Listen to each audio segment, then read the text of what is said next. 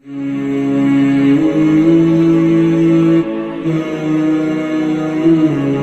اللہ صلی اللہ علیہ وسلم کے دور مبارک میں ایک خاتون جو بنو مخزوم قبیلے سے تعلق رکھتی تھی، انہوں نے چوری کی اور لوگ اس بات کو ناگوار سمجھتے تھے کہ اس پر جو ہے حد جاری کر دی جائے، اس کے ہاتھ کو کاٹا جائے، کیونکہ وہ ان سے قبیلے سے تعلق رکھنے والی تھی۔ رسول اللہ صلی اللہ علیہ وسلم ایک صحابی آیا اس کی سفارش کرنے کے لیے، تو آپ علیہ الصلوۃ والسلام نے غصہ کیا۔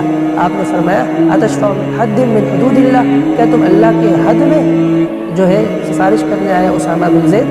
حالانکہ اسامہ بن زید رضی اللہ عنہ جو سفارشی بن کر آئے تھے، لیکن آپ علیہ الصلوۃ والسلام نے غصہ کیا اور ان کی سفارش کو قبول نہیں کی، اور کیا فرمایا انما اہلک الذین من کان قبلکم واذا سرق فیہم الضعیف اقاموا علی الحد واذا سرق فیہم الشریف ترکوہ لو ان فاطمہ بنت محمد سرقت لقطعت یدہا۔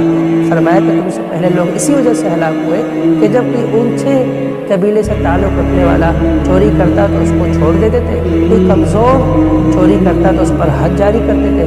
فرمایا اللہ کی قسم اگر فاطمہ میری اپنی بیٹی، میری اپنی لختی جگر وہ چوری کرتی میں اس کے بھی ہاتھ کاٹ ڈالتا۔ جب تک عدل و انصاف کا جو ہے نفاذ نہیں ہوگا اس وقت تک حالات کا کنٹرول ہونا یہ ممکن نہیں ہے۔